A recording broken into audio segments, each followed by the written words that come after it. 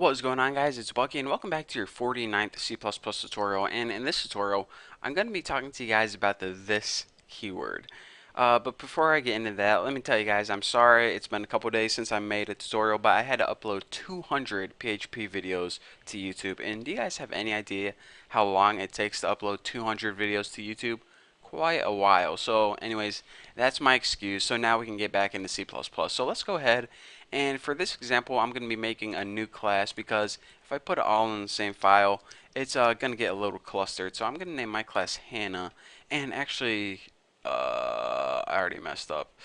Yes, okay, I actually made a deconstructor and I didn't want to, so let's go ahead and just delete that right there.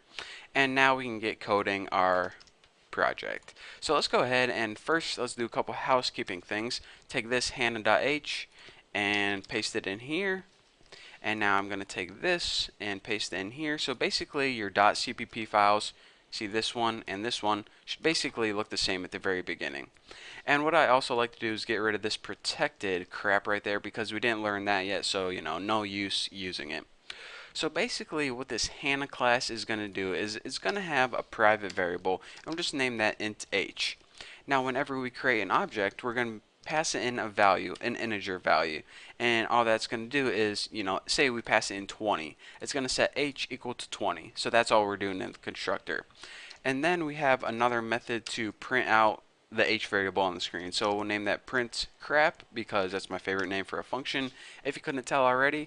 So basically what we're doing is we have a variable called h and we're going to print it out on the screen. And you're saying, alright, then what the heck's the point of this tutorial? Well, I'm going to be printing out this variable in 3 different types of ways. The first way is normal, like we talked about before, and the 2 different ways are using the this keyword. Now we don't know what those mean yet, so that's why you need to watch this tutorial. So now that I got you hooked and anxious, let's go ahead and start coding this constructor. So again, as I talked about, we are going to pass it in a variable, and actually, we're going to be passing in a value. There we go. I got a little tongue twisted, and we're going to set the variable h equal to that value. So it will say we pass it in 66. It's going to take h and set it equal to 66. Simple enough. So now let's go ahead and start coding our print crap method right here. So let's go ahead and make void Hannah print crap, and it's not going to take any parameters. Like I said, it's just going to print some crap out on the screen. And let's go ahead and make a template first, and inline. So this is what I do whenever I code by myself. I probably shouldn't do this whenever I'm making tutorials, but I basically make a shell of whatever I can and then fill in the blanks. So the first thing we were going to want to print out is what h equals, and it's just going to be, h. So say we passed in, so say h is equal to 99, it's just going to print out h equals 99 on the screen. So now let's get into the good stuff, the meat of this tutorial, and that's the this keyword. Now I'm actually going to be doing this tutorial a little bit different than before.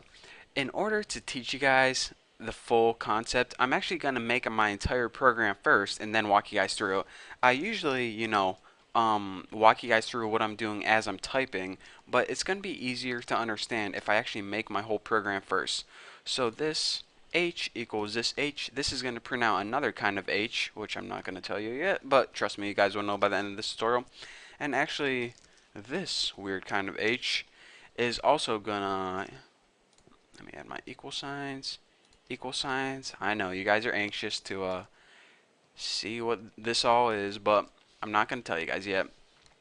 So now we're basically printing out h in 3 different kinds of ways. This way, and this way. Get it? This way?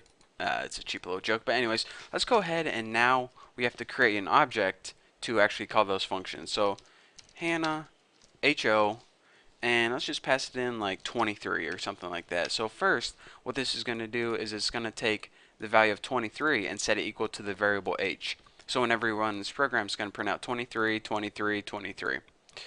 So now, after that, we of course need to call print crap right like that. So let's go ahead and build and run this and see if I got any errors, which I did because I forgot a semicolon. Let's run it again and check it out. H equals 23.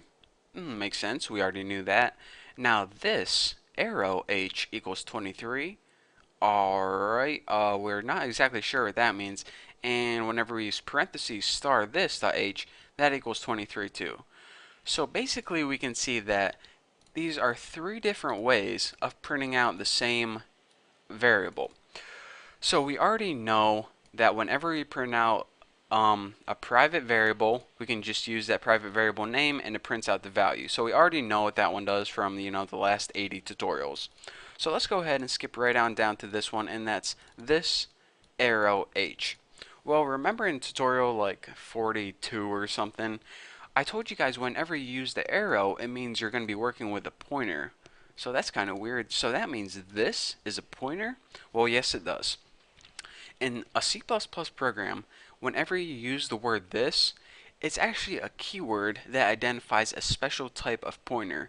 The keyword this stores the address of the current object that you're working with.